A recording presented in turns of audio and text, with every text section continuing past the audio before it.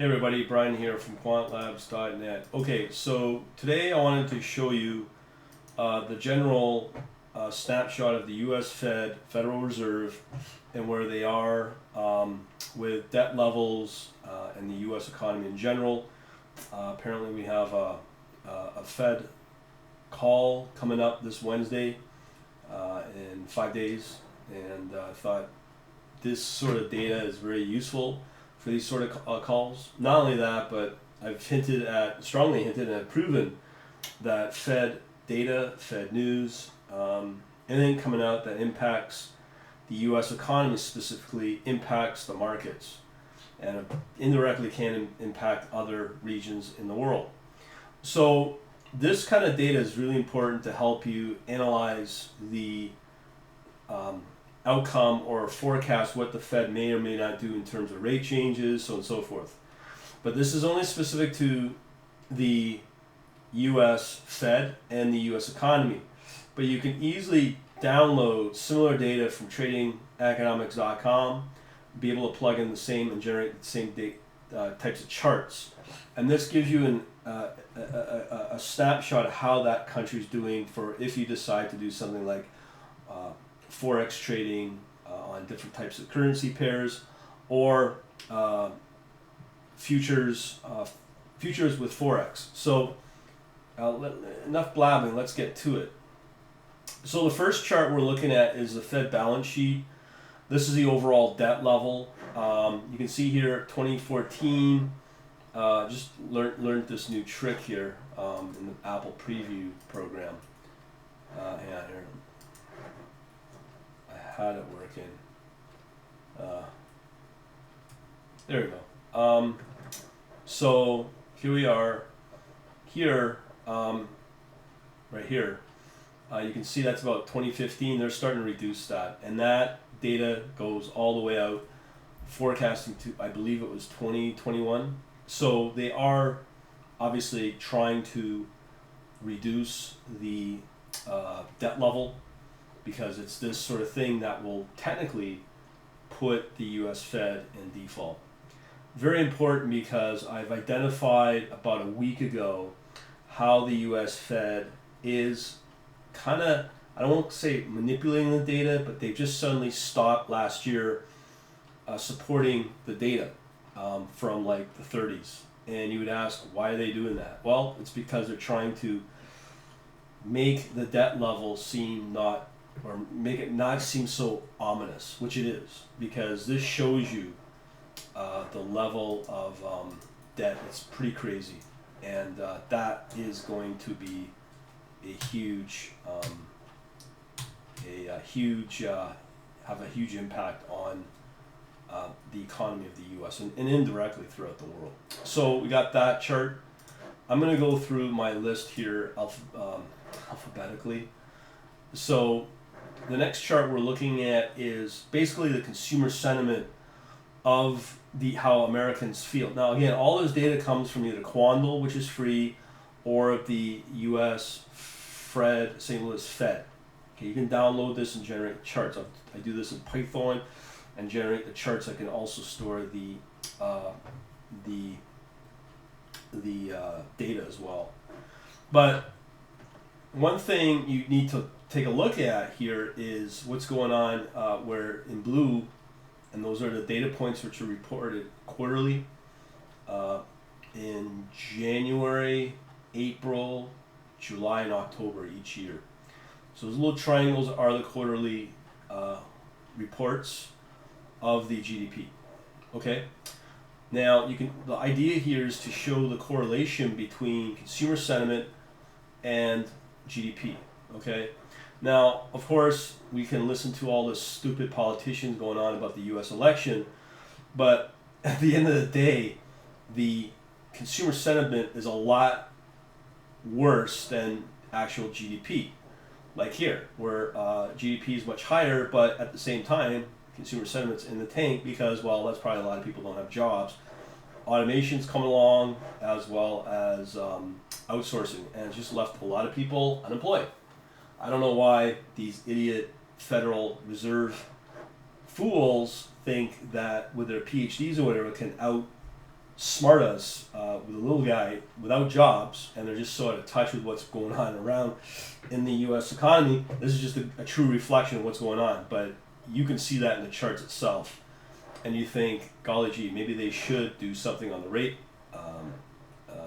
that are currently in play.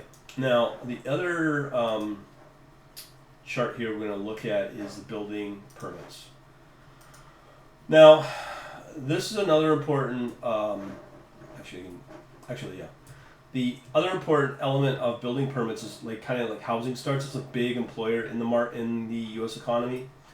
GDP's kind of ticking up, and so is the building permits. So you can see what is somewhat the better employment driver in the U.S. economy. It's clearly building permits, because construction jobs obviously employ people, pays sort of okay, better than flipping burgers at McChuck's. All right, next chart. What are we looking at here? CPI. Okay, so what we're looking at again is inflation. And one of the things I want to show you here is you always hear about, now this is a distribution of all the returns of CPI for city livers, urban consumers.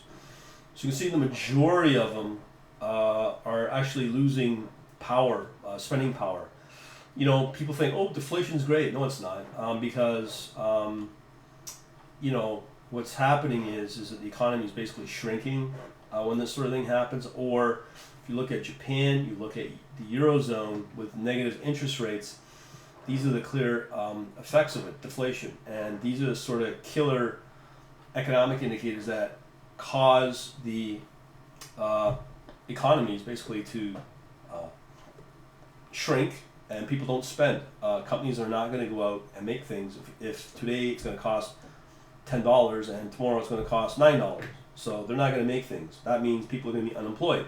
That's why deflation is very, very detrimental to the economy. But you can clearly see the deflation is fully kicking in, okay? And there's no doubt on that. Okay, let's take a look at some other stuff. So again, here's the CPI. Again, that deflation is just kicking in, where here's the zero all the way along here, and majority of that data is pointing down. And again, you get some bigger outliers as well, which is not good. And I think that this could be the start of something big in terms of deflation if they don't get a proper handle on it. This is one of the more important reasons why they kind of probably need to start raising interest rates to fight inflation. But on the other hand, that may be a killer to the economy. So they can't hold out for too long. Now, this is the classic debt to ratio, U.S. debt to the GDP of the U.S. Economy. So here we are looking at GDP here. You can see this is the data point that they have been changing, because it used to be just general GDP, or sorry, I believe it's the debt level here in the light blue, and here is the GDP in dark blue, and then this is the ratio, I believe. I can't remember all that, but you can clearly see, let me just show you here again. Right here, this is the important thing. It's the volatility of it. It's just going kind of crazy, and it is starting to shoot up, where the debt is somewhat getting out of control now, comparing against the GDP. And the idea is, and here with the U.S. debt levels, now you can see it was fairly low in the early 80s here, and as time progresses during the first, and I've hinted this in another video, where the GDP did kick in and save the economy. They didn't need to do quantitative easing. Here in the early 90s, GDP went down, and that was just the start of outsourcing. And basically what happened was the U.S. Fed started pumping money again into the economy, and over about 4 to 5 years, the economy started to self-start again and get it back into normal, usual growth. But where things started getting really out of control here is this point right here. At this point, in approximately 07, 08, where the economy basically tanked because of the housing market and whatnot, and Obama and whoever else, Bush, just started really pumping in a ton of money into the U.S. economy with quantitative easing, 4 programs, and just radically increased the GDP. The idea was again to do what they did historically, to get quantitative easing, to get the U.S. economy going again. Between the early 80s, there were a lot of jobs, there were a lot of manufacturing jobs, there were a lot of high-paying manufacturing jobs. In the 90s, when outsourcing started to kick in, it wasn't so bad, so the U.S. economy was able to self-start again. But here in 07, 08, it got very bad. Why? Because, the U.S. corporations decided to hollow themselves out and allow outsourcing to take place to Japan and China and Mexico and any other markets out there. So as a result, the GDP, or the Fed, just kept pumping tons, trillions of dollars into the U.S. economy and just inflated the U.S. debt, which got out of control, in the hope that the U.S. economy would self-start again. Guess what? It didn't happen because there's no jobs. And if there were jobs, which we're starting to see 8 years later, those jobs are useless because they're just, again, flipping burgers at $10, $15 an hour. So basically, GDP, and you'll see that where the GDP is much lower than it should be historically, and that's because basically people aren't making the kind of cash that they used to do. Alright, so let me see if we can get you a chart like that in the next little bit. Let's see. Trying to look for one of those. It don't matter. But here's an interesting chart.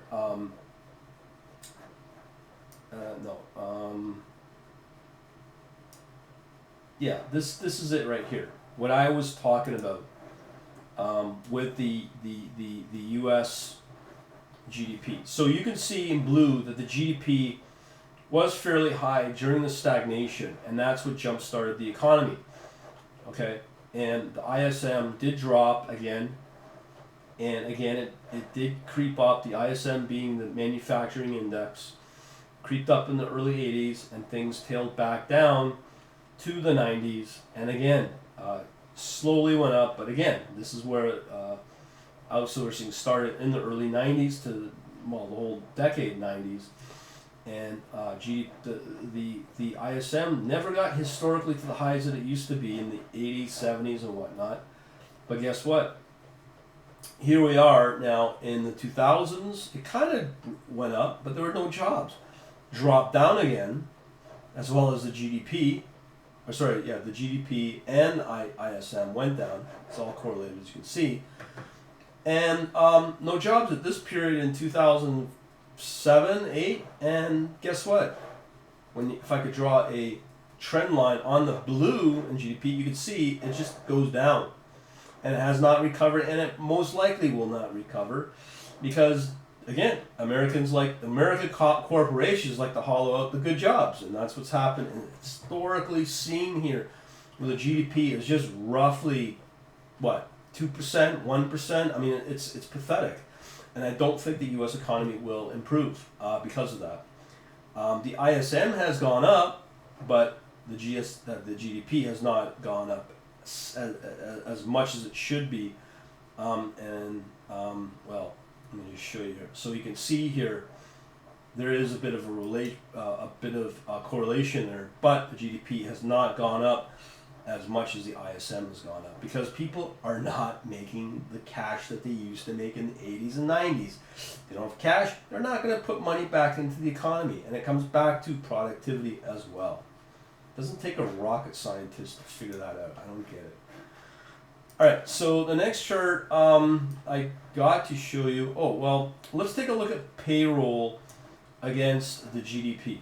All right, so here we have real GDP and our payroll, non-farm payroll, and you always hear about well, we want wage inflation. Well, it did happen quite a bit in the 40s and 50s after World War II. We had a bit of a spike here in 2010 on the recovery of the financial crisis, which was in and around here somewhere, but in the major trough or valley of the GDP, strangely, payroll went up. But since then, it has not kept pace with GDP, and we've already talked about how the GDP has just kept going, historically trending down. So as a result, if those jobs aren't there, the payroll's not going to be there. Just yesterday, Ford just announced they're going to get rid of all the jobs in the U.S. For small cars and send them down to Mexico. I wouldn't be too happy about that neither. But that is historically killing off the U.S. economy and pretty well the middle class, as we all know about. So this is a good chart to work with to show that historically. I shall continue. There was another one, non-farm payroll, right here, which again shows GDP trending down. Guess what? As the GDP went up, it kept pace with GDP. That's the non-farm payroll, but it only lasted in the 50s. Historically, you can see GDP, and again, that's U.S. corporations basically fleecing the American consumer worker. Their GDP's gone up, but does not reflect what's happening in people's salary, payrolls. And it's just been pretty well dead. And you got to factor in things like inflation, which I'll show you in a little bit, and how people are basically always underwater because their payrolls are not going up, which you can see in blue. It's been flatlining here. And goddamn, this really gets to me. All these stupid candidates running for president. I have no idea how they're going to be able to fix this. That right there on the payroll has just been going down, and that's since roughly 2010. It did go up, but it's just been down, and it's been flat since. But the GDP has gone up again. That is because the American manufacturers are basically not compensating people for the work they put in, which is a shame, and it clearly shows that. And growth, the whole 9 yards, is going to affect the whole market of the U.S. economy moving forward. All right, so pretty scary stuff if you ask me, but let's start looking at some other stuff here. Let's see. I thought I had my PPI here, but I don't. Doesn't matter. All right, well, let's check out some of the Fed fund rate. Just been obliterated on the annual GDP. That's pretty sad. GDP historically in red here, just down. It's a shame. You can clearly see that here. Just GDP is just getting clobbered. More Fed stuff. Again, here's the Fed rate change. So what's been happening here, if you clearly, good times here, Fed rate changes has been pretty extreme changes in the 50s, stabilized, pretty stable for up until 2007, reactionary to the financial crisis here, and it's been very volatile here, but it's been pretty flat over the last little bit, and these guys got to be, well, I should say guys, but the Fed has got to be pretty panicky on not knowing what to do with this, because they can't just they have to raise rates, but I think they're afraid that they will kill off the U.S. economy with what's, I hate to say it, with what's little that's left of it in the manufacturing side. Okay, So let's take a look at services because that's supposed to be the so-called bastion of the savior when we are losing manufacturing. The services non-manufacturing index is supposed to be the savior so that people can have good jobs and services versus manufacturing. Well, there is truth to that since the crisis, but to be honest, it hasn't done a whole lot.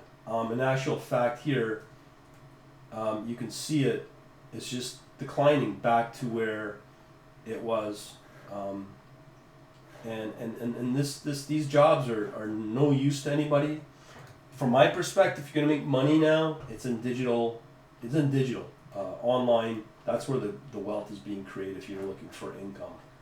Without a doubt on that area. Okay, and that's again against the GDP. GDP has been dropping. The services, it's been bouncing around, which is okay, but I don't think the salaries have gone up. And clearly don't pay what manufacturing used to pay. All right, so let me think here. Now, this is the manufacturing again of finished goods. And this is how bad the U.S. economy is. You can see it was just humming along up until the mid-70s. And then since then, 80s, it just dropped off. And they've been trying to... that's the GDP. But the GDP, again, has been just decimated. And there's only been 3 points in history where it's dropped. World War II, not sure what happened here, and here. But the finished goods, there's been some spikes, but it hasn't done much in terms of actual production on manufacturing. Let's see what else we got here. Here's the stats. This is not a good sign, folks. These are your stats on positive versus negative on trends of the distribution on manufacturing. It's been in decline, okay? You can clearly see it's severely in decline with the outliers here and very little positive movement, positive direction with this index, this metric. And if I was a politician running or looking at this from, I guess it's going back 40 years, 50 years, not a good thing because it's just basically the U.S. economy has just been tanking historically with negative returns on the indexes of what has been happening to the U.S. economy. It's just been overall shrinking from a statistical statistics point of view. Let's see what else we've got here. How does it affect the GDP? No matter how you slice it, what the Fed tries to do and all these other manufacturing associations, they try to make things look pretty. But you can clearly see that the GDP's been going down. We've talked about it. Everything else has been somewhat trending down with the GDP, but there's some odd manufacturing blips, which is good, but they don't sustain themselves. As you can see here in 06, 07. Not good, not good. Let's see what else we've got here. More statistical. Again, it's just clearly more negative than positive for the demand finished goods. I don't know. I think I've said it enough times, but I think we know where the growth will be throughout the world. Okay, so let's take a look at the U.S. debt, which is really important. Here's the money supply. These are the returns on the money supply. Nothing really exciting here. It's pretty well, to me, it's more negative than positive. Not good, obviously. Now, okay, so liquidity of the U.S. debt. You can see here, liquidity's been going up and up and up and hitting peak volume now on the liquidity of what's in the U.S. market. Of course, that is because quantitative easing programs over the last 8 years. The wealth effect are those that know how to play this, and that's where the 1% do very, very well for themselves, because that is that liquidity that is going to flow into the markets, and those are the returns that we've seen since '08, and why the market's been doing fairly well and just been up and up and up. But it's not because the fundamentals are right. It's because basically it's inflated by the U.S. Treasury just pumping money into the economy, hoping to get the economy going. But it's just clearly not working. GDP is just long-term down. Salaries are not going up. The quality of jobs are just not there in terms of manufacturing. And because of that, there is more liquidity in the markets. But guess what happens? When the liquidity starts to drop off, you know that there's going to be a problem. So here, they probably panic because, liquidity started to drop. And I bet you, if you were to look at Fed rate drops or Fed rate changes on when they drop the interest rate, that's because, liquidity in the market is drying up. And they're now just basically, as I say, here's the punch bowl, feed it to people, and at some point they got to take away that punch bowl, and people will come off this sugar high of fake capital that's been pumped into the markets. Pretty scary stuff, and we are, I think, on the verge of that. I've talked about that in past videos. All right, so the last thing that I think is very important to see is the interest bill that the U.S. economy, the U.S. market has to pay for all of this. Now, I want people to understand all these charts I'm looking at are just a small smattering of all the charts that I've got. These I just want to show how far back it goes. Like in this case, the 80s, some I've shown all the way back to the 40s and even 30s. But this is pretty well what's happening is that the interest bill did jump up, they did bring it down, and now that interest bill on the U.S. debt is creeping up again, and that basically affects where the U.S. government spends on the different entitlement programs, including the military, I might add. And this bill is becoming their largest program within the U.S. government spending. In the entire U.S. budget, a lot of that is going towards servicing the U.S. debt of, $18 trillion? Okay, so how does that affect the U.S. Treasury? Because as we know, the U.S. Treasury is the last bastion of the safe haven globally. Well, yeah, of course the U.S. government's going to pay its debt. Here's what's going on. Pretty scary stuff again. So what we're looking at here is the General Treasury 10-year bond return since 2000. As you can clearly see, it's been trending down. And I don't know what it's at now, 1 point something. It's basically killing off the wealth of what's left of the middle class, including me. And obviously, this is the last place to get some kind of yield, as Japan, as the Euro, Bank of EBC, European, ECB, European Central Bank, are all negative.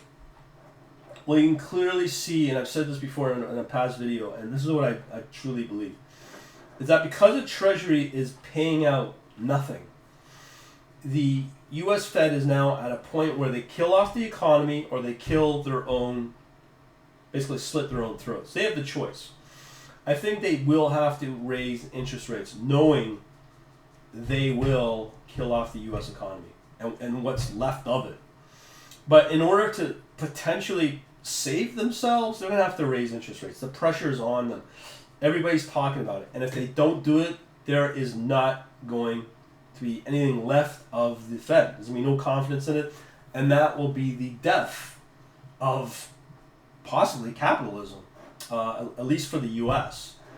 And because of that, they're not very far off from that choice. And if they start raising interest rates, the pressure's on, they have to do it. Yes, they will probably kill off the economy, but it's just a matter of, well, do we prolong this agony, which they've been doing for way too long now, probably at least 3, 4, maybe even 5 years. They have to raise interest rates regardless, because the U.S. Treasury is very close to going negative, and this is the last bastion of the safe haven globally for where institutions can park their money knowing that it won't go negative. So if it goes negative, we're all like, this is the catalyst for everything that I've shown on the trend. But Janet Yellen, being who she likes to be, says, yeah, we're comfortable with it. It's okay. I don't think it's okay, but there will be lots of pain coming out of it. I can't say when and how, but from what I've seen, the economy is pretty well not doing too well. And I think where things will go is either one or two scenarios will play out of this. It will either be gold and precious metals will shoot up because that is a hard asset in limited supply because they're not producing it or very little of it left over the next few years. And that will be the last reserve of like a what they call it, the back store of actual cash. And it'll be gold. It'll be gold and precious metal, palladium, silver. If this event does take place, and I think it will. So that's one scenario where the U.S. Economy goes down and the U.S. Treasury, where people don't have faith in it. What's the next place that people put their money into? Will either be hard assets like physical gold, physical silver, and other precious metals, maybe like precious diamonds or something, I don't know, palladium, and or a combination of that with the Chinese, with this new Asian bank that they've started that have not included, I believe, Japan. Canada got kicked out, and U.S. are not part of that. So the Chinese are trying to take control of being the safe haven of what the U.S. Treasury used to be. Here's the problem with the Chinese market is that they now have debt problems. They have not clearly shown that they can handle these sort of scenarios where they're not transparent, they're not their communication to the globe about what they're intending to do kills off the confidence in the Chinese and the Chinese banking system and what the Chinese economically will do. Not only that, but it greatly affects their Chinese stock markets for Shanghai or any of the other markets, including probably Hong Kong and wherever other markets there are, the major ones. And they clearly shown that they don't know how to handle these sort of scenarios for the confidence to take place and hold. And I just don't think that that's going to happen. I think, as I said, the last place that will be the last bastion of any sort of confidence will be in precious metals. So let me show you something here, which is why a lot of the HFT guys are moving into this. You can clearly see the Treasury rate change since the late 90s, let's say, has been fairly stable. But the rate of change has increased since 07. That's obviously clearly because of the financial meltdown. You can see here, here's the big drop in 08, but it's already been happening,